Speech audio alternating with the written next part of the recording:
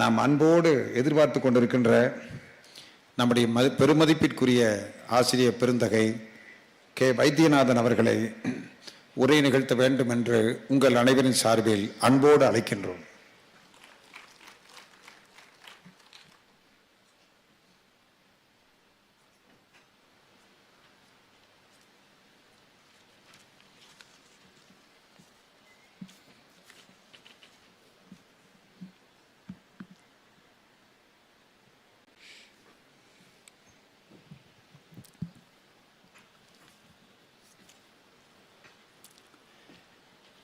எண்ணிய முடிதல் வேண்டும், நல்லவே எண்ணல் வேண்டும், திண்ணிய நெஞ்சம் வேண்டும், தெளிந்த நல் அறிவு வேண்டும், பண்ணிய பாவம் எல்லாம் பரிதிமுன் பனியே போல நன்னிய நின்முன் இங்கே நசித்திடல் வேண்டும் அன்னாய் என்கின்ற மகாகவி பாரதிக்கு என்னுடைய முதல் வணக்கம்.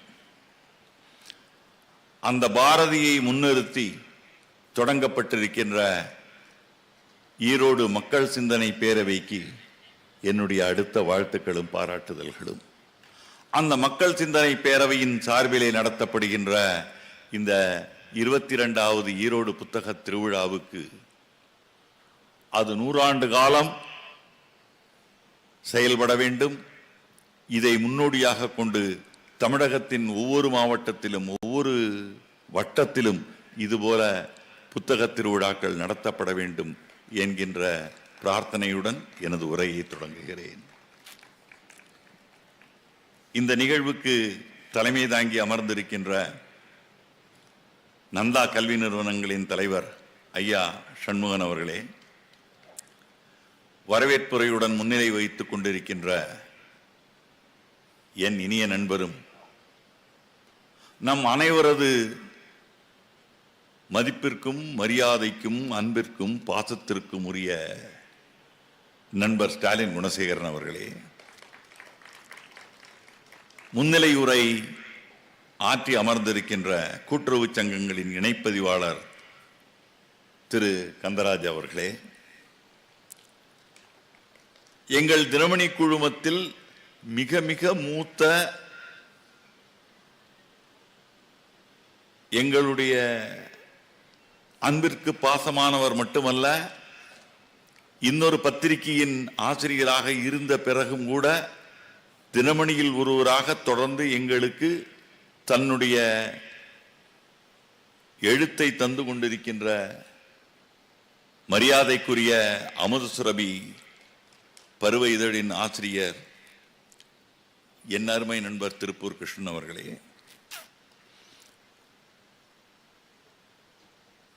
சிறிய பையனாக நான் பார்த்து சட்டப்பேரவை உறுப்பினராக பார்த்து இன்று தலைவராக பரிமணித்திருக்கின்ற என் மரியாதைக்குரிய என் அன்புக்குரிய பாசத்திற்குரிய இளவல் விடியல் சேகர் அவர்களே, இங்கே அமர்ந்திருக்கின்ற நண்பர்களே, ஆன்றோர்களே, சான்றோர்களே, புத்தக பிரியர்களே, எல்லாவற்றுக்கும் மேலாக இந்த நிகழ்வுகளை ஆண்டுதோறும் நடக்கின்ற இந்த புத்தக திருவிழாவையும் நமது மக்கள் சிந்தனை பேரவையையும் ஊக்குவித்து வழிநடத்தி கொண்டிருக்கின்ற ஈரோடு வாழ் பெருமக்களே, அனைவருக்கும் என்னுடைய வணக்கம். மக்கள் சிந்தனை பேரவை நடத்துகின்ற இந்த புத்தக திருவிழாவை பற்றி ஓரிரு வார்த்தைகள் கூறாமல் நான் எனது உரையை தொடங்கினால் நன்றாக இருக்காது. உலகளாவிய அளவில் லண்டனிலும் கெய்ரோவிலும் ஜெர்மனியிலும் எகிப்திலும் ஜெர்மனியிலும் தில்லியிலும் டோக்கியோவிலும் இந்தியாவிலும் டோக்கியோவிலும் என்று சர்வதேச அளவிலே புத்தக திருவிழாக்கள் நடைபெற்றுக் கொண்டிருக்கின்றன. இந்தியாவிலும் தலைநகர் தில்லியிலும் கொல்கத்தாவிலும் சென்னையிலும் என்று புத்தக திருவிழாக்கள் நடந்து கொண்டிருக்கின்றன. அவற்றுக்கெல்லாம் நிகராக அவற்றுக்கு வருவது போலவே ஆவலுடன் புத்தக பிரியர்கள் வந்து செல்லுகின்ற காத்து நிற்கின்ற ஒரு புத்தக திருவிழாவாக கடந்த 22 ஆண்டுகளில் ஈரோடு புத்தக திருவிழா உருவகம் கொண்டிருக்கிறது, உயர்ந்திருக்கிறது என்கின்ற மிகப்பெரிய சாதனை இதை பாராட்டாமல் இங்கே யாரும் உரையாற்றி விட முடியாது. அந்த புத்தக திருவிழாவுக்கும் திருவிழாக்களுக்கும் ஈரோடு புத்தக திருவிழாவுக்கும் ஒரு மிகப்பெரிய வேறுபாடு உண்டு நண்பர்களே. அந்த புத்தக திருவிழா எல்லாம் புத்தக பிரியர்களை மட்டுமே ஈர்க்கின்ற புத்தக திருவிழாக்கள். ஈரோடு புத்தக திருவிழா புதிதாக புத்தக பிரியர்களை உருவாக்குகின்ற புத்தக திருவிழா. இளைஞர்களை, மாணவர்களை, பள்ளி சிறுவர்களை அவர்களுக்கென்று பல திட்டங்களை வகுத்து அந்த மாணவர்களை சேமிக்க வைத்து அந்த சேமிப்புகளின் மூலம் புத்தகங்களை வழங்கி அவர்களை எல்லாம் வருங்கால தலைமுறையில் புத்தக வாசிப்பு என்பதற்காக தயார்படுத்திக் கொண்டிருக்கின்ற ஒரே ஒரு புத்தக திருவிழா உலகத்தில் நடக்குமே ஆனால் அது இந்த ஈரோடு புத்தக திருவிழாவாக மட்டும்தான் இருக்கும். இதற்கு இணையாக இன்னொரு புத்தக திருவிழா அடுத்த தலைமுறையினரை உருவாக்குவதற்காக உருவாகி நடத்தப்படுகிறதா என்றால் கிடையாது. அந்த வகையிலே இதற்கெல்லாம் காரணமாக இருக்கின்ற என் இனிய நண்பர் ஸ்டாலின் குணசேகரனை எத்துணை பாராட்டினாலும் தகும். நானும் மக்கள் சிந்தனை பேரவையும் சரி, நானும் இந்த ஈரோடு புத்தக திருவிழாவும் சரி, இரண்டர பிரிக்க முடியாதவர்கள். இதனுடைய ஒவ்வொரு நிகழ்வும் தமிழகத்தின் இளைய சமுதாயத்தினரை துடிப்புமிக்க தேசியவாதிகளாக, மொழி மீது பற்றாளர்களாக, சமுதாய சிந்தனை உள்ளவர்களாக மாற்றிக்கொண்டிருக்கும் நிலையில் தினமணி என்கின்ற ஒரு நாளிதழின் ஆசிரியர் அதனுடன் இணையாமல் இருந்தால்தான் தவறு. 1934 செப்டம்பர் 11 மகாகவி சுப்பிரமணிய பாரதி அவர்களது 13வது நினைவு நாளில் ஒரு நாளிதழ் தொடங்கப்பட்டது. அதற்கு தினமணி என்று வாசகர்களால் பெயரிடப்பட்டது. அந்த நாளிதழ் தொடங்கப்பட்ட முதல் நாளிதழில் எதற்காக இந்த பத்திரிகை, இந்த நாளிதழ் தொடங்கப்படுகிறது என்கின்ற காரணங்கள் ஆசிரியர் உரையாக அறிவிக்கப்பட்டது. இன்ன காரணத்திற்காக நாங்கள் ஒரு நாளிதழ் தொடங்குகிறோம் என்று அறிவித்து தொடங்கப்பட்ட ஒரே ஒரு நாளிதழ் உலகத்தில் தினமணியாக மட்டும்தான் இருக்கு. அந்த அறிவிக்கப்பட்ட அந்த குறிக்கோள்களில் ஒன்று, தாழ்ந்து கிடக்கின்ற சமுதாயத்திற்கு தேச உணர்வையும் தமிழ் பற்றையும் சமுதாய உணர்வையும் உணர்த்த வேண்டும் என்பதாக இருந்தது அந்த ஆசிரியர் உரை.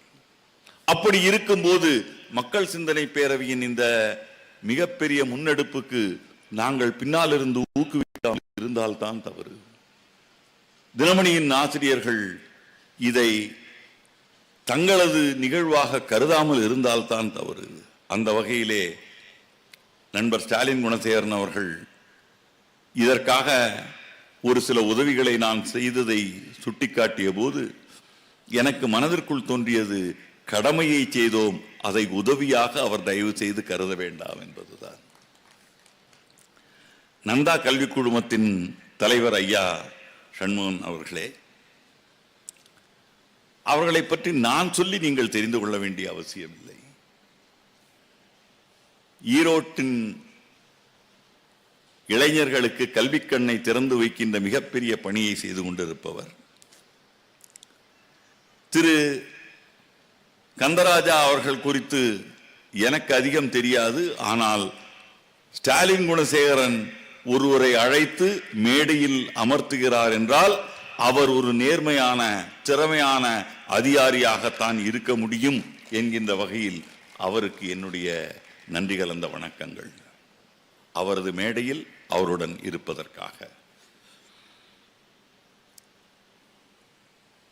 அமுதசுரபி ஆசிரியர் திருப்பூர் கிருஷ்ணன் அவர்களை பற்றி ஏற்கனவே அறிமுகம் செய்தார்கள்.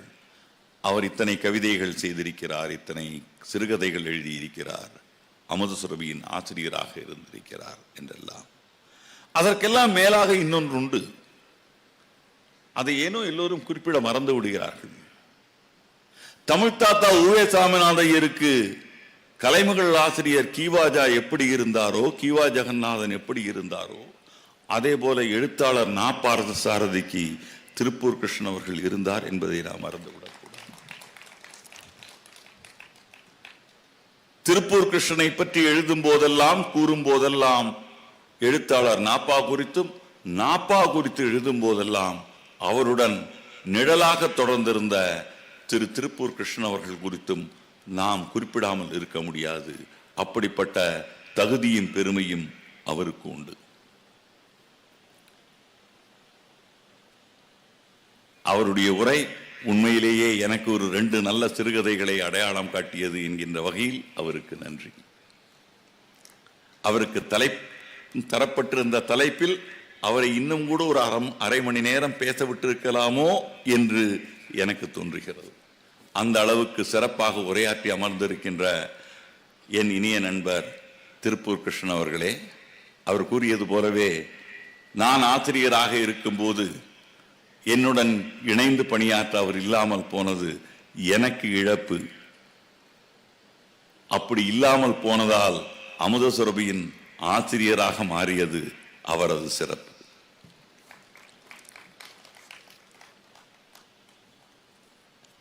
இங்கே நான் சில விஷயங்களை குறிப்பிட விரும்புகிறேன். எனக்கு ஒரு அற்புதமான தலைப்பு தோழர் ஸ்டாலின் குணசேகரன் அவர்களால் தரப்பட்டிருக்கிறது. கற்றவராலே உலகு காப்புற்றது. இது மகாகவி பாரதியாரின் பாரத மாதா நவரத்ன மாலையில் வரும் வரி. முதலில் அந்த பாடல் என்ன சொல்கிறது என்பதை பார்த்துவிட்டுத்தான் நாம் மேலே சொல்வதும் செல்வதும் சரியாக இருக்கும். பாரத மாதா நவரத்ன மாலை என்கின்ற பாடல் இதுதான். அதில் ஒரு பகுதி தான் இது. 9 கன்னிகள் இருக்கின்ற அந்த பாடலில் இந்த கற்றவராலே உலகு காப்புற்றது என்பது வருகின்ற பகுதி இது. அதை முதலில் நான் படித்து விடுகிறேன். அதற்கு பிறகுதான் நாம் இது குறித்து பேச முடியும். அன்னையே, அந்நாளில் அவனுக்கெல்லாம் ஆணிமுத்து போன்ற மணிமுடிகளாலே பன்னினி வேதங்கள், உபநிடதங்கள், பரவு புகழ் புராணங்கள், இதிகாசங்கள், இன்னும் பல் நூல்களிலே இசைத்த ஞானம் என்னென்று புகழ்ந்துரைப்போம் அதனை இந்நாள். மின்னுகின்ற பேரொளிகான், காலம் கொன்ற விருந்துகான், கடவுளுக்கு ஓர் வெற்றி காணே, வெற்றி கூறுமின் வெண்சங்கு ஊதுமின், கற்றவராலே உலகு காப்புற்றது.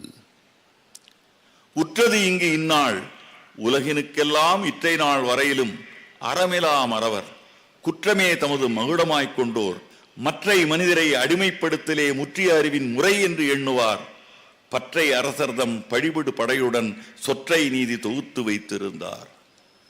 நம்மை அடிமைப்படுத்திய ஆங்கிலேயர்களை குறிப்பிடுகிறார் இங்கு. உலகினுக்கெல்லாம் இற்றை நாள் வரையிலும், இந்த நாள் வரை உலகுக்கெல்லாம் அறமெலாம் அறவர், தர்மமில்லாதவர்கள், அறம் தெரியாதவர்கள், குற்றமே தமது மகுடமாய்க் கொண்டோர். பிரிட்டிஷ் சாம்ராஜ்யத்தின் அரசர்களுடைய மணிமுகுடம் குற்றத்தையே மூடமாக துட்டிக் கொண்டிருக்கிறது என்கிறான் பாரதி. குற்றமே தமது மகுடமாய்க் கொண்டோர், மற்றை மனிதரை அடிமைப்படுத்தலே முற்றிய அறிவின் முறை என்று எண்ணுவார். மற்றவர்களை அடிமைப்படுத்தி காலனிய ஆட்சிக்கு உட்படுத்துவதை அதை அறிவின் முறைமை என்று நினைக்கின்றவர்கள் என்று அவர்களை கூறிவிட்டு அடுத்தாற்போல் வருகிறார் பாரதி.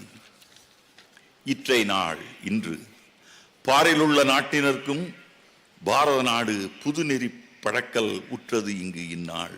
உலகெல்லாம் புகழ இன்பவளம் சரி பண்பல பயிற்றும் கவீந்திரனாகிய ரவீந்திரநாதன் சொற்றது கேளீர். மகாகவி ரவீந்திரநாத் தாகூர் சொன்ன வார்த்தைகளை இங்கே தமிழ்படுத்தி வழங்குகிறார் பாரதி. உலகெல்லாம் புகழ இன்பவளம் சரி பண்பல பயிற்றும் கவீந்திரன் என்கிற ஆகிய ரவீந்திரநாதன் சொற்றது கேளீர். புவிமிசை இன்று மனிதர்க்கெல்லாம் தலைப்படு மனிதன், தர்மமே உருவாம் மோகனதாச கரம் சந்திர காந்தி என்று உரைத்தான். யார் உரைத்தார்? ரவீந்திரநாதர் சொன்னாராம், தாகூர் அவர்கள் சொன்னாராம். புவிமிசை இன்று மனிதர்க்கெல்லாம் தலைப்படு மனிதன், மனிதர்களுக்கெல்லாம் தலைவனானவன், தர்மமே உருவானவன், மோகனதாச கர்மச்சந்திர காந்தி என்று ரவீந்திரநாத் தாகூர் கூறுகிறார். அத்தகைய காந்தியை அரசியல் நெறியிலே தலைவனாய் கொண்டு புவிமிசை தருமமே அரசியல் அதிலும் பிற இயல் அனைத்திலும் வெற்றி தரும் என வேதம் சொன்னதை முற்றும் பேண முற்பட்டு நின்றார் பாரத மக்கள். அந்த காந்தியை தலைவனாக கொண்டு, அரசியல் நெறியில் தலைவனாக கொண்டு, இந்த உலகிலே தர்மம்தான் அரசியல் என்று, அந்த தர்மம்தான் அரசியலில் வெற்றி தரும் என்று வேதம் சொன்னதை முற்றும் பேண முற்பட்டு நின்றார் பாரத மக்கள். இதனால் படைஞர்தம் செருக்கொழிந்து உலகில் அறம் திறம்பாத கற்றோர் தலைப்பட காண்போம் விரைவிலே. இதனால் நம்மை அடிமைப்படுத்தியவர்கள் எல்லாம் அழிந்து, சிறுமதியாளர்கள் ஒழிந்து, உலகில் அறம் திறம்பாத கற்றோர், கற்றவராலே உலகு காப்புற்றது என்று மகாகவி பாரதி யாரை குறிப்பிடுகிறார் என்றால் அறம் திறம்பாத கற்றோரை குறிப்பிடுகிறார். அறம் சார்ந்த கற்றோரை குறிப்பிடுகிறார். தலைப்பட காண்போம் விரைவில், அவர்கள் வருவதை நாம் விரைவில் பார்க்க போகிறோம் என்று குறிப்பிடுகிறார் பாரதியார். அறம் திறம்பாத கற்றோர் தலைப்பட காண்போம். அது என்ன அறம் திறம்பாத கற்றோர்? யார் அவர்கள்? அதற்கு என்னதான் பொருள்? இதை தெரிந்து கொள்ள வேண்டுமானால் இந்த பாடல் எழுதப்பட்ட சூழலை தெரிந்து கொள்ள வேண்டும். அது எந்த பின்னணியில் எழுதப்பட்டது என்பது தெரிந்தால்தான் யார் அந்த அறம் திறம்பாத கற்றோர், யாரை குறிப்பிட வருகிறார் மகாகவி பாரதியார் என்பதை நாம் தெரிந்து கொள்ள முடியும். இந்த பாடல் எழுதப்பட்ட நேரம் 1905ஆம் ஆண்டு. நாடு தழுவிய அளவில் மிகப்பெரிய போராட்டம் நடந்து கொண்டிருக்கிறது. அதுவரை இல்லாத அளவு பிரிட்டிஷ் காலனி ஆட்சி இங்கே நிறுவப்பட்டு அத்தனை சமஸ்தானங்களும் அவர்களால் அடக்கி ஆளப்பட்ட ஒரு நிலை ஏற்பட்டு எல்லோரும் அடங்கி போயிருந்த போது 20ஆம் நூற்றாண்டின் தொடக்கத்தில் கொதித்தெழுகிறது கூட்டம். எங்களுக்கு சுதந்திரம் வேண்டும், இந்த அடிமை தலையிலிருந்து விடுதலை வேண்டும் என்கின்ற குரல் மெல்ல மெல்ல மெல்ல மெல்ல மேலெழத் தொடங்குகிறது. அப்போது ஒன்றாக இருந்த இந்துக்களையும் இஸ்லாமியர்களையும் இரண்டாக பிரிக்க வேண்டும் என்கின்ற பிரித்தாளும் சூழ்ச்சியின் தொடக்கம் அப்போதுதான் தொடங்கியது. அப்போதுதான் வங்கம் பிரிக்கப்படுகிறது. வங்கம் பிரிக்கப்பட்ட போது கொதித்தெழுகிறார்கள் மக்கள். அது மேற்கு வங்க மக்கள் மட்டுமல்ல, ஒருபுறம் இப்போது இருக்கின்ற நமது மேற்கு வங்கத்து மக்களும், இன்னொரு புறம் இப்போது வங்கதேசமாக இருக்கின்ற அந்த வங்கத்து கிழக்கு வங்கத்து மக்களும் எங்களை பிரிக்காதீர்கள், மத ரீதியாக பிரிக்காதீர்கள், நாங்கள் மொழி ரீதியாக இணைந்தவர்கள், கலாச்சார ரீதியாக இணைந்தவர்கள், நாங்கள் ஒன்றுபட்டவர்கள், எங்களுக்கு மதம் பொருட்டல்ல என்று சொல்லி கொதித்தெழுகிறார்கள். அப்படிப்பட்ட ஒரு சூழல் வங்கப்பிரிவினை நடந்த நேரம். அது இந்தியா முழுவதும் கொழுந்து விட்டு எரிய தொடங்குகிறது, பரவுகிறது. அடடா, இவன் வங்கத்துக்கு செய்ததை ஒவ்வொரு பகுதியிலும் செய்ய போகிறானே இந்த பிரிட்டிஷ், இந்த ஆங்கிலேய காலனி ஆட்சியாளர்கள் என்கின்ற கோபம் எழுகிறது, ஆத்திரம் எழுகிறது. அப்போது எழுதப்பட்டதுதான், பிறந்ததுதான் தேசிய கீதமான பங்கிங் சந்திரரின் வந்தே மாதரம் பாடல். அது எழுதப்பட்ட சூழல் அதுதான். வந்தே மாதரம் என்பது எழுதப்பட்டது எப்போது என்று சொன்னால், வங்கம் பிரிக்கப்பட்ட போது. இது எங்கள் பூமி, எங்கள் தாய்நாடு, இதை பிரிக்காதே, இதை மத ரீதியாக பிரிக்காதே என்பதற்காக எழுதப்பட்ட பாடல் தான் வந்தே மாதரம். அந்த முழக்கம் பட்டி தொட்டி எல்லாம் முழங்கத் தொடங்கியது. மத ரீதியாக எங்களை பிரிக்காதீர்கள் என்று இந்துக்கள் இஸ்லாமியர்கள் இரண்டு பேருமே இணைந்து போராடினார்கள், சுதந்திர வேள்வியில் ஈடுபட்டார்கள். அதையெல்லாம் இன்று யாரும் பேசுவதில்லை. அது ஏன் என்று எனக்கு தெரியவில்லை. அப்போது பாரதியார் என்ன செய்து கொண்டிருந்தார்? அவர் எங்கே இருந்தார்? மகாகவி பாரதியார் அப்போது சுதேசமித்திரனில் இல்லை. அவர் இந்தியா பத்திரிகையின் உதவி ஆசிரியராக இருக்கிறார். சுதேசமித்திரனில் எழுதி கொண்டிருக்கிறார் பாரதியார். அப்போது எழுந்த அந்த சுதந்திர உணர்ச்சி இருக்கிறதே, அதில் உந்தப்பட்டவர் பாரதியார். அப்போதுதான் அவர் பாரத மாதாவை ஒரு தாயாக உருவகப்படுத்தி போற்ற தலைப்பட்டார். இந்த வந்தே மாதரம் பாடலும் வந்தே மாதரம் கொடுத்த எழுச்சியும் வங்க பிரிவினையும் இவையெல்லாம் சேர்ந்து அந்த மகா கவிஞனுக்குள்ளே இருந்த அந்த தேசிய உணர்வை, உள்ளே இருந்த அந்த அக்கினி குஞ்சு அப்படியே கொழுந்து விட்டு எரிய தொடங்கி விட்டது. ஒரு கவிஞனுக்கு உள்ளே இருக்கின்ற அக்கினி குஞ்சு கொழுந்து விட்டு எரிய தொடங்கி விட்டால் என்ன ஆகும் என்பது நமக்கு தெரியும். அது கவிதையாக பிறக்கும். அவன் கையில் எடுக்கின்ற ஆயுதம் பேனாவாகத்தான் இருக்க முடியும். அப்படி அவன் கையில் எடுத்த ஆயுதம்தான் கவிதை. அதன் விளைவாக எழுதப்பட்டதுதான் மேலே நான் குறிப்பிட்ட பாரத மாதா நவரத்ன மாலை என்கின்ற இந்த பாடல். அதற்காக எழுதப்பட்டதுதான். வடக்கே இமயம், தெற்கே குமரி, கிழக்கே வங்கம், மேற்கே சிந்து, இவை அனைத்தும் அடங்கிய ஒன்றுதான் பாரதம் என்பதை இந்த பாடல் மூலம் பாரதியார் நிறுவிட முனைந்தார். பாரத மாதா நவரத்ன மாலை என்பது அதுதான். இதன் மூலம் பிரிட்டிஷாரின் பிரித்தாளும் சூழ்ச்சியை உடைக்க வேண்டும் என்று அவர் முற்பட்டார். அதற்காக அவர் தேர்ந்தெடுத்தது என்னவென்றால், அந்த நவரத்ன மாலையை எதன் மூலம் அவர் தொடுக்கிறார். அந்த நவரத்ன மாலைக்கு நவரத்னம் என்றால் 9 ரத்தினங்கள். அந்த 9 ரத்தினங்களாக அவர் எதையெல்லாம் தேர்ந்தெடுக்கிறார் என்று சொன்னால், கங்கை, யமுனை, சிந்து, காவேரி, இமயம், விந்தியம், குமரிமுனை, காசி, ராமேஸ்வரம், இந்த 9ஐயும் இணைத்து இவைதான் நவரத்னம் என்று கூறி பாரத மாதா நவரத்ன மாலை என்று தாயை அவள் கழுத்தில் அலங்கரிப்பதற்காக கவிதை மாலை புனைந்திருக்கிறார் மகாகவி பாரதியார். அதுதான் இந்த பாடல். இதை முதலில் நாம் தெரிந்த பிறகுதான் கற்றவராலே காப்புற்றது என்கின்ற வரியை நாம் பேச வேண்டும். இதுதான் இதனுடைய பின்னணி. அந்த பின்னணியில் எழுதப்பட்டதுதான் இந்த பாடல். சரி, கற்றவராலே உலகு காப்புற்றது என்கின்ற வரியை மட்டுமே வைத்து இந்த பாடலுக்கு இப்போது பொருள் காணப்படுகிறது. அப்படியே எடுத்து அந்த வரியை மட்டும் எடுத்து நீங்கள் பார்த்தீர்களானால், கற்றவர்களால் உலகம் காப்பாற்றப்படுகிறது, படிப்பால் உலகம் காப்பாற்றப்படுகிறது, கல்வியால் உலகம் காப்பாற்றப்படுகிறது. ஆனால் அது அல்ல உண்மையான பொருள். கற்றவராலே உலகம் காப்பாற்றப்படுகிறது என்று கல்வியை குறித்து மட்டுமே, கல்வியை குறிக்காமல் இல்லை பாரதியார், ஆனால் கல்வியை மட்டுமே குறித்து இந்த வரியை பாரதியார் சொல்லவில்லை. கல்வியையும் சேர்த்து இந்த வரியை குறிப்பிடுகிறார். இந்த பாடலின் நோக்கம் வெறும் சாதாரண ஏட்டுக்கல்வியை தூக்கி பிடிப்பது அல்ல நண்பர்களே. பாரதியின் பார்வையில் கல்வி என்பது வெறும் எஜுகேஷன் அல்ல, வெறும் எஜுகேஷன் அல்ல, நாலேஜ், அறிவு. அது வெறும் அறிவு அல்ல, அது விஸ்டம், ஞானம். அவர் குறிப்பிடுகின்ற அந்த கல்வி என்பது ஞானம் என்பதில் அடங்குகிறது.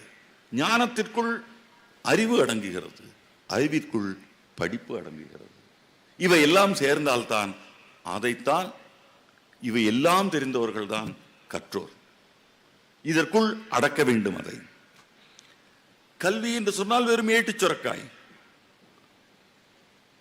வள்ளுவ பேராசான் சொல்வார், அறிவு அற்றம் காக்கும் கருவி செருவார்க்கும் உள்ளழிக்கல்லாக அரண். உண்மை, உண்மை. ஆனால் அந்த கல்வி எது? பள்ளிக்கூடத்தில் படிக்கின்ற படிப்பா? நிச்சயமாக இல்லை. தனி மனிதனின் அழிவானாலும் சமுதாயத்துக்கான அழிவானாலும் அதை அறிவினால் தடுக்க முடியும் என்று வள்ளுவ பேராசான் சொன்னாரே, அந்த அறிவு என்பது காலாகாலமாக நமது சமுதாயம் உருவான காலம் முதலான உலகின் முதல் நாகரிகமாக கருதப்படுகின்ற தமிழர் நாகரிகத்திலிருந்து தொடங்கி பாரத நாகரிகத்திலிருந்து உலகளாவிய அளவில் ஆங்காங்கே தோன்றிய எல்லா நாகரிகங்களிலும் வழி வழியாக பரப்பப்பட்டு நமக்கு தரப்பட்டிருக்கின்ற அந்த ஞானம் இருக்கிறதே, அந்த பெரிய கல்வி இருக்கிறதே, அந்த கல்விதான் அறிவு. அதனால் தான் அற்றம் காக்கும் கருவி. அப்படி என்றால் அதை நீங்கள் நன்றாகவே உணர்ந்து கொள்ளலாம். ஐயா நந்தா கல்வி நிறுவனத்தின் தலைவர் இருக்கிறார், என்னை தவறாக எடுத்துக்கொள்ளக்கூடாது. அப்படி என்றால் கல்வி வேண்டாமா? பள்ளிக்கூடங்கள் வேண்டாமா? கட்டாயமாக வேண்டும். பாரதியாரே தேசிய கல்வியை பற்றி பேசுகிறார், எழுதுகிறார். ஒவ்வொரு ஊரிலும் பள்ளிக்கூடங்கள் இருக்க வேண்டும் என்று சொல்கிறார். ஒவ்வொரு தெருவிலும் இருக்க வேண்டும் என்கிறார். இருக்க வேண்டும் என்பது மட்டுமல்ல, அவன் அதிகமாக படிக்காமல் இருந்தால் அவன் ஒரு வெறும் மெட்ரிகுலேஷன், அந்த காலத்தில் மெட்ரிகுலேஷன் தானே, படித்தவன் மெட்ரிகுலேஷன் தேர்வு எழுதி வெற்றி பெற்றவனானாலும் தேர்வு எழுதி வெற்றி பெறாதவர்களாக இருந்தாலும் தமிழறிவு இருந்திருந்தால் போதும், அவர்களுக்கு நாலடியாரும் திருக்குறளும் ஔவையாரும் கற்றுக் கொடுக்கின்ற அளவில் இருந்தால் அவர்களை வைத்தாவது பள்ளிக்கூடங்கள் தொடங்குங்கள் என்றுதான் சொல்கிறார். அவர் கல்வி வேண்டும் என்கிறார், எல்லா இடத்திலும் கல்வி வேண்டும் என்கிறார். ஆனால் இந்த கல்வி எந்த அளவுக்கு பயன்படுகிறது என்பது குறித்து நாம் சற்று யோசிக்க வேண்டியிருக்கிறது.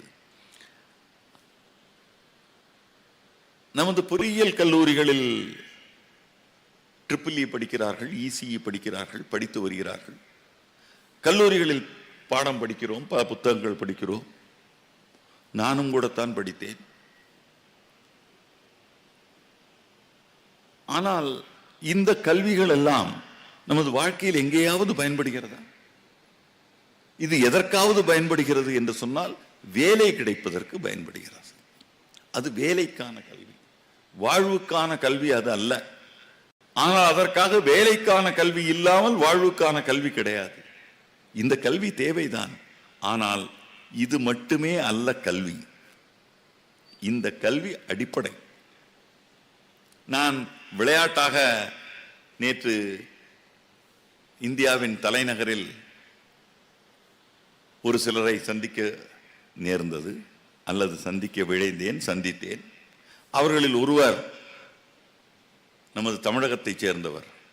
பலருக்கும் இங்கே நமக்கு தெரியவில்லை, மிக உயர்ந்த பதவிகளில் இந்த தமிழகத்திலிருந்து உள்ளவர்கள் மிகப்பெரிய பெரிய பதவிகளில் இருக்கிறார்கள். அவர்கள் குறித்தெல்லாம் நமக்கு சிந்தனையே இல்லை. நமது சிந்தனை எல்லாம் இங்கே இருக்கின்ற சாமானியர்களை நாம் மிகப்பெரியவர்களாக நினைக்கிறோம். இன்று இந்தியாவின் அரசம் அமைச்சரவை செயலராக இருப்பவர் சோமநாதன் என்கின்ற தமிழர். எப்படி ஒரு மாநிலத்துக்கு தலைமைச் செயலாளரோ அதுபோல் ஒட்டுமொத்த இந்தியாவில் இருக்கின்ற அத்தனை ஆட்சிப்பணி அதிகாரிகளுக்கும் தலைவராக இருப்பவர் அமைச்சரவை செயலாளர். ஒரு உச்சநீதிமன்ற நீதிபதி, ஒரு தலைமை அமைச்சர் அல்லது பிரதமர் அமைச்சர், ஒரு தேர்தல் ஆணையர், இவர்களுக்கு நிகராக இருக்கின்ற அரசியல் சாசன பதவி, அது மிக உயர்ந்த பதவி. அதில் இருப்பவர் ஒரு தமிழர். இன்று மனித உரிமை ஆணையத்தின் தலைவராக இருப்பவர் நமது மரியாதைக்கும் மதிப்புக்கும் உரிய மேனாள் உச்சநீதிமன்ற நீதிபதி வே. ராமசுப்பிரமணியன் அவர்கள். உச்ச நீதிமன்றத்தில் ஈரோட்டைச் சேர்ந்த இருவர்கள் நீதிபதியாக இருக்கிறார்கள். MM சுந்தரேஷ் இருக்கிறார், இப்போது மோகனா என்கின்ற நீதிபதி இணைந்திருக்கிறார். இவர்கள் இல்லாமல் நமது அருமை நமதெல்லாம் மரியாதைக்குரிய நீதியரசர் அரங்க மகாதேவன் அவர்கள் இருக்கிறார். இதே போல ஒருவரை சந்தித்தேன். அவரது பெயர் சுப்பிரமணியம் என்று பெயர். அவர் யாராக இருக்கிறார் என்றால், அகில இந்தியாவின் ஸ்டாஃப் செலக்ஷன் கமிஷனுடைய தலைவராக இருக்கிறார். ஸ்டாஃப் செலக்ஷன் கமிஷன் என்பது IAS-க்கு அடுத்தபடியாக இருக்கின்ற எல்லா பணிகளும், குரூப் 3, குரூப் 2, குரூப் 1 இவற்றுக்கெல்லாம் பணியாளர்களை எடுக்கின்ற ஒரு மிகப்பெரிய பொறுப்பில் இருக்கிறார். எதற்காக இதை சொல்கிறேன் என்றால், கல்வி அவர்களை எல்லாம் அங்கே கொண்டு போய் சேர்த்திருக்கிறது. நான் இல்லை என்று சொல்லவில்லை. இன்று கூட ஒருவரிடம் பேசிக் கொண்டிருக்கும் போது, இன்று 2 நாட்கள் முன்பு கூட பேசிக் கொண்டிருந்தேன். நாமெல்லாம் இங்கே நீட் வேண்டாம் நீட் வேண்டாம் என்று பேசிக் கொண்டிருக்கின்றோம். இந்த மேடையில் நான் இந்த கருத்தை நான் தெரிவிப்பதற்கு தயவு செய்து, ஏன் இது தமிழகத்திற்கு எல்லோருக்கும் தெரிய வேண்டும் என்பதற்காக சொல்கிறேன். வடநாட்டில் இருப்பவர்கள் என்ன சொல்கிறார்கள் என்று சொன்னால், இந்த நீட் என்பதை கொண்டு வந்து உங்கள் தமிழகமும் ஆந்திரமும் கேரளமும் கர்நாடகமும் எங்களை ஒரே அடியாக ஒதுக்கிவிட்டது என்று சொல்கிறது. இங்கே ஒரு சிலர் தான் எங்கள் மாநிலங்களிலிருந்து நீட் தேர்வு செய்து வருபவர்களுடைய எண்ணிக்கை மிக மிக குறைவு. மிக அதிகமாக நீங்கள் தான் அதில் தேர்வாகிறீர்கள். எங்கள் மாநிலங்களில் உள்ள எல்லா மருத்துவக் கல்லூரிகளிலும் உங்கள் மாணவர்கள் வந்து சேர்ந்து விடுகிறார்கள் என்கிற குறைபாட்டை அவர்கள் சொல்கிறார்கள். அது சொன்னபோது நான் சொன்னேன், இதை சொல்ல வேண்டியவர்களிடம் சொல்லுங்கள், அப்படியானால் இது தேவையில்லை என்று சொல்லிவிட சொல்லுங்களேன் என்று சொன்னேன். எதற்காக சொல்கிறேன் என்றால், கல்வி, இந்த கல்வி எந்த அளவுக்கு தேவை என்பதில் எனக்கு மாற்று கருத்தில்லை. ஆனால் பாரத மாதா நவரத்ன மாலையில் நமது பாரதியார் கற்றவராலே உலகு காப்புற்றது என்று எதை சொல்ல வருகிறார்?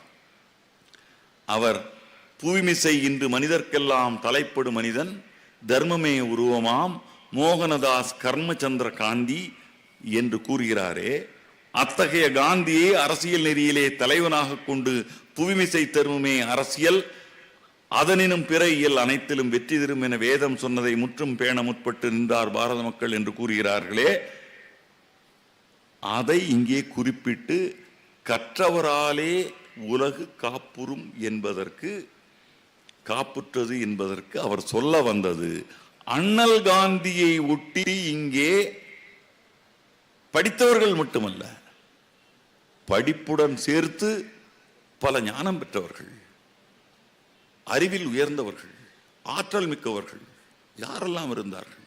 ஜவஹர்லால் நேரு இருந்தார், சர்தார் பட்டேல் இருந்தார், ரவீந்திரநாத் தாகூர் இருந்தார், இப்படி எத்தனையோ பேர் அவருக்கு பின்னால் அழியிருந்தார்களே. அவர்களால் உலகம் காப்புற்றது. உலகம் என்பது இரண்டு வகையாக அவர் கொள்ளலாம். பாரதியார் எப்படி எடுத்துக்கொண்டார் என்று நமக்கு தெரியவில்லை. அவர்களாலே இவர்களெல்லாம் வந்து ஒரு விடுதலை வேள்வியை தொடங்கிவிட்டதால் இதுவரை அடங்கி கிடந்த இந்த நமது சமுதாயம் அதிலிருந்து மீண்டு குதித்தெழுந்திருக்கிறது. இதனால் இந்தியா காப்பாற்றப்படுகிறது என்கின்ற ஒரு கருத்தை முன்வைக்க முற்படுகிறார் மகாகவி பாரதியார். இதை முதலில் புரிந்து கொண்ட பிறகு பாரதியார் குறிப்பிட விரும்பிய அந்த கருத்து என்னவென்றால், சுதந்திர வேள்வி, காந்தியாருடைய வருகை, அவருக்கு பின்னால் திரண்டெழுந்த மிகப்பெரிய தியாக கூட்டம், அவர்கள் மேன்மையானவர்கள், அவர்களால் இந்திய விடுதலை போராட்டம் அது வெற்றி பெற்று இந்தியா காப்பாற்றப்படும். இந்தியா காப்பாற்றப்பட்டால், பாரத தேசம் காப்பாற்றப்பட்டால் உலகம் காப்பாற்றப்படும். அதனால் இந்த கற்றோர்களால், இவர்களால் உலகம் காப்பாற்றப்படுகிறது. இது ஒரு பார்வை. இதுதான் பாரதியார் பார்த்த நிஜமான பார்வை. இதுதான். அதற்குள் ஒளிந்து கிடக்கிறது இன்னொரு பார்வை. அந்த பார்வை என்னவென்றால், இந்த நிலைமையை அடைய வேண்டும் என்றால் கல்வி கற்றாக வேண்டும், கல்வி பாமரனை போய் சேர வேண்டும். அவனும் கல்வி கற்றால்தான், முழுவதும் கல்வி கற்கும் போதுதான் அந்த கல்வி என்று இங்கே கொண்டு வந்து அவர்கள் நுண்ணாக்கு ஆங்கிலம் பேசிக் கொண்டு வந்திருக்கின்ற இந்த வெள்ளைக்காரனை எதிர்ப்பதற்கு, இந்தியாவை மீட்டெடுப்பதற்கு, உலகளாவிய அளவில் இருக்கின்ற ஞானத்தை நாம் பெறுவதற்கு நமக்கு கல்வி வேண்டும். பாரதியார் அதையும் சொல்கிறார். தெருவோரம் ஒவ்வொரு தெருவிலும் பள்ளிக்கூடங்கள் வேண்டும் என்று. அதனால்தான் அவர் கல்வி என்பதற்கு உள்ள பொருளை இதற்குள் புதைத்து வைக்கிறார். இது மேலெழுந்த பார்வை. காந்தியார் வரது உள்ளே கல்வி. கல்வி எந்த அளவுக்கு முக்கியம், அது எந்த மாதிரி கல்வி, கல்வியின் சிறப்பு தான் என்ன, அதை மூதுரை மிக நன்றாக சொல்கிறது. மன்னனும் மாசர கற்றோனும் சீர்தூக்கின் மன்னனிற் கற்றோன் சிறப்புடையன், மன்னருக்கு தன் தேசமில்லா சிறப்பில்லை, கற்றோருக்கு சென்ற இடமெல்லாம் சிறப்பு. மூதுரை சொல்கிறது. அது எந்த கல்வி என்பதற்கு பிறகு வருவோம். ஏற்கனவே நான் சொன்னேன், ஏட்டுக்கல்வி மட்டுமல்ல, எல்லா கல்வியும் சேர்ந்தது. அதையே சாணக்கியர் சொல்வான், வித்யான் சர்வத் பூஜ்யதே என்று. வித்தை உடையவன், கல்வி கற்றவன், தேர்ந்தவன், அவன் போகும் இடமெல்லாம் சிறப்பு என்று சாணக்கியர் அங்கே சொல்லியிருப்பார். மூதுரை இங்கே சொல்லுகிறது. உபநிடதம் கல்வியை பற்றி கூறுகிறது. அவர்கள் கூறுகின்ற கல்வி என்பது வெறும் ஞானம், வெறும் ஏட்டுக்கல்வி அல்ல, ஊதியம் பெறுவதற்காக படித்து பட்டம் பெற்ற கல்வி அல்ல, ஞானம். அவர்கள் சொல்ல வந்த கல்வி ஞானம். உபநிடதம் கல்வியின் பயன் என்ன என்று விளக்குகிறது. வித்யா ததாதி வினயம், வினயத்யாதி பாத்திரதாம், பாத்திரத்வாத் தனம், ஆப்னோதி தனாத் தர்மம், ததா சுகம். அதாவது வித்தை என்கின்ற கல்வியால் பணிவு வருகிறது, பணிவின் காரணமாக புகழ் வருகிறது, புகழின் காரணமாக புகழ் செல்வத்தை தருகிறது, செல்வத்தின் பயன் தர்மம் அல்லது ஈதல், அதுதான் சுகம், அதுதான் நிம்மதி அல்லது அமைதி. ஓம் சாந்தி சாந்தி சாந்தி என்று சொல்வது வித்யை. இது உபநிடதம் சொல்கிறது. நமது இலக்கியங்களும் இதிகாசங்களும் சொல்லும் கல்வி என்பது வெறும் படிப்பல்ல. நமது முன்னோர்கள் சொல்லித்தந்த கல்வி வெறும் படிப்பல்ல. ஔவையார் சொன்னதும் வெறும் படிப்பல்ல. வள்ளுவ பேரார் நமக்கு சொல்லித் தருவதும் ஏட்டுக்கல்வி அல்ல. அவர்கள் சொல்லித் தந்தது விவேகம், ஞானம், அறிவு, புத்திசாலித்தனம், அகந்தையை அழிக்கும் பண்பை, அதாவது வினயம் என்று சொல்கிறார்களே, பணிவு, அந்த பணிவை தருவதுதான் கல்வி. அது எப்படி வரும்? அனுபவ படிப்பால் வரும். அதைத்தான் கவியரசு கண்ணதாசன் தன்னுடைய கவிதையில் சொல்கிறார். அனுபவ படிப்பை கூறுகிறார்.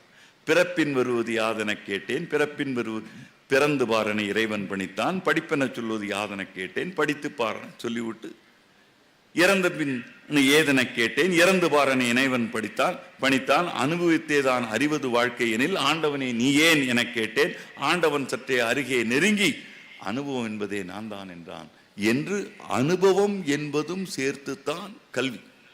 அந்த அனுபவம் இல்லாத கல்விக்கு கல்வி என்று எதுவுமே கிடையாது.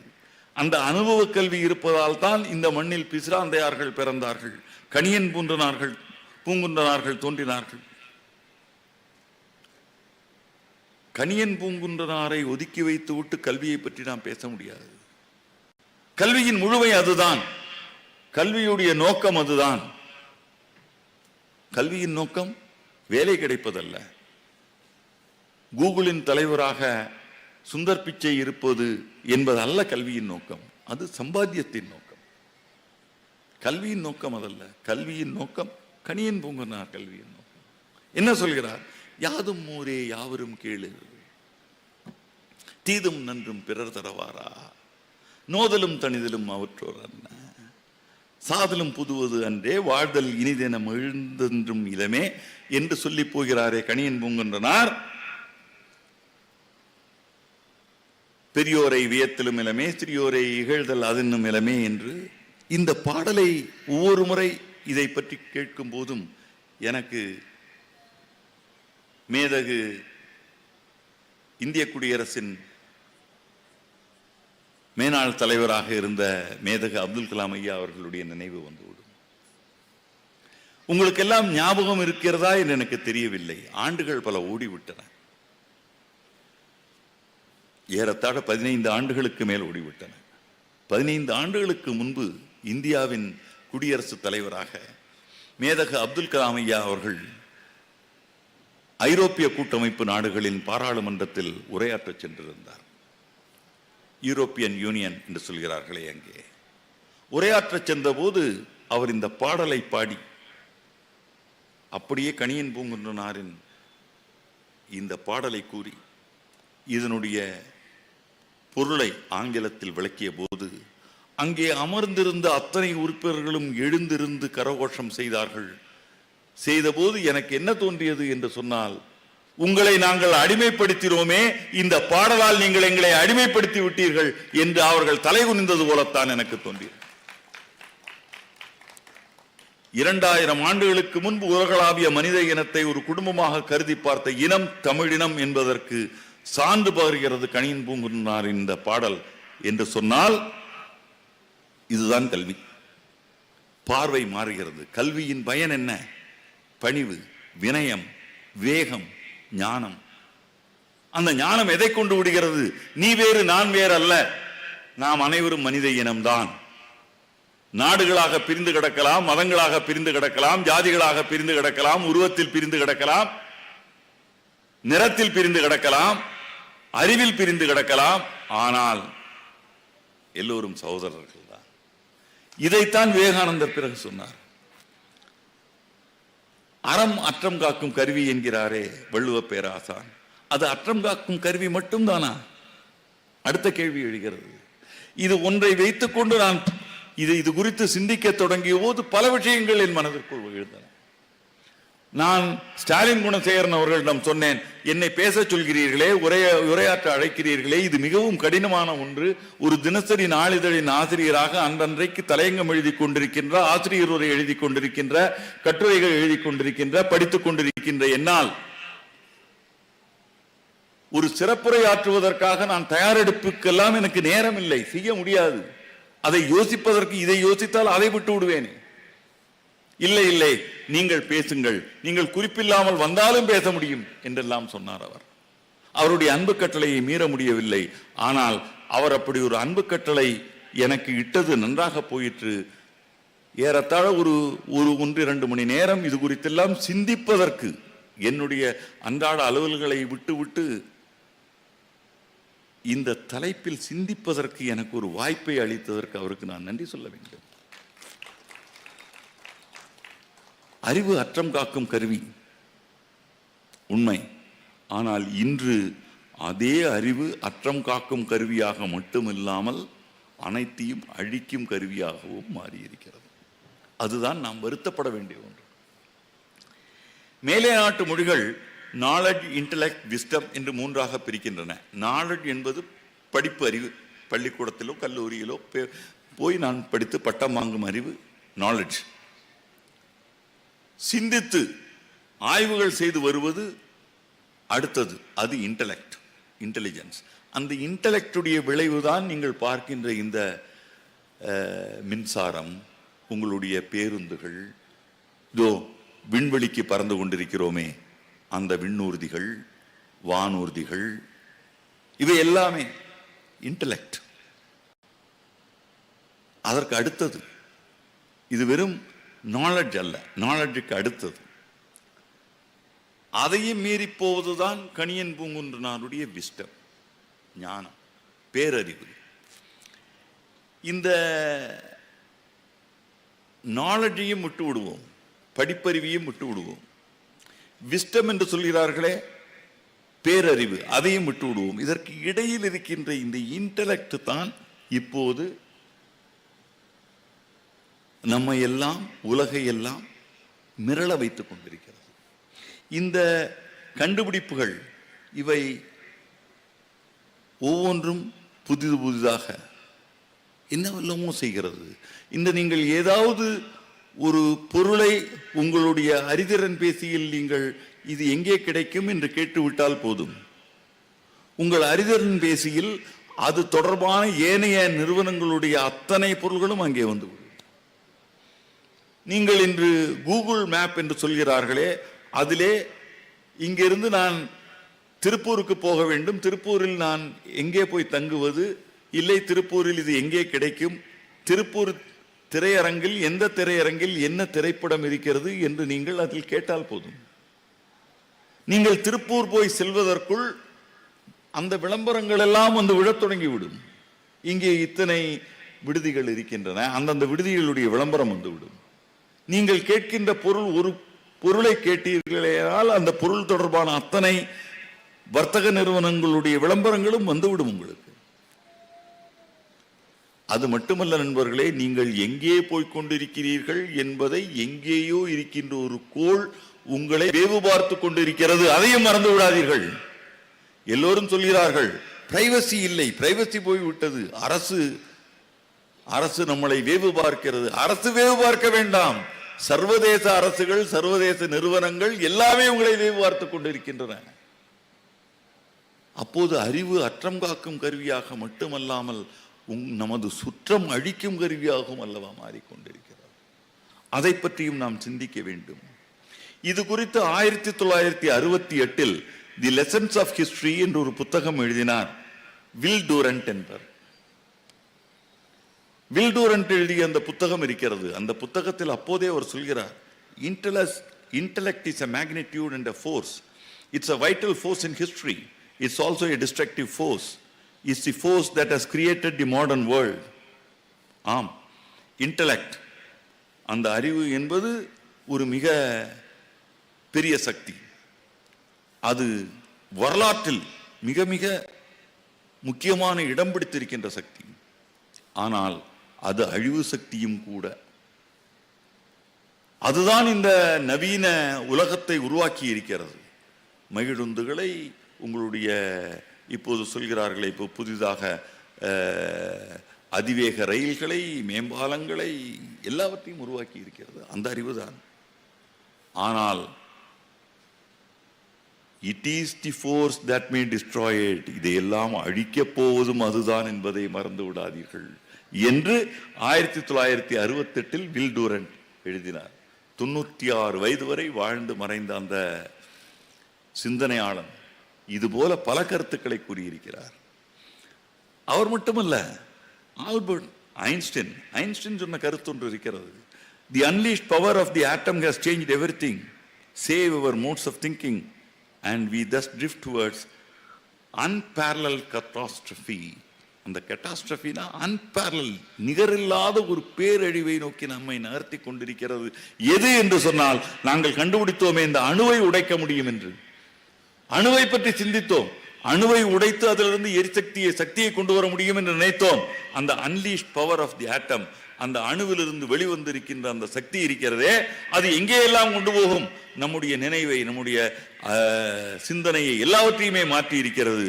அது அப்படியே நம்மளை தள்ளி கொண்டு போய் எங்கே கொண்டு போய் சேர்க்கும் என்று சொன்னால், அன்பேரலல், நிகரில்லாத மிகப்பெரிய பேரழிவை நோக்கி இழுத்து கொண்டு போயிருக்கிறது என்று சொல்கிறார் ஆல்ஃபிரட் ஐன்ஸ்டைன். அவர் மட்டும் சொல்லவில்லை. ஆல்ஃபிரட் ஐன்ஸ்டைனை போலவே இன்னும் பலர், ஏன் நமது பெர்ட்ரண்ட் ரசல் அருமையான கருத்தை சொல்லுவார். The fundamental cause of trouble in the world is that the stupid are cocksure while the intelligent are full of doubt. முட்டாள்கள் தங்களுடைய சிந்தனை முழுமையானது, நியாயமானது, தவறில்லாதது என்று நினைக்கிறார்கள். ஆனால் புத்திசாலிகளுக்கு அவர்களுடைய நல்ல சிந்தனைகள் சரிதானா என்பதில் சந்தேகம் வந்திருக்கிறது. அதுதான் நம்முடைய இன்டெலெக்டில் இருக்கின்ற குறைபாடு என்கிறார் அவர். அதாவது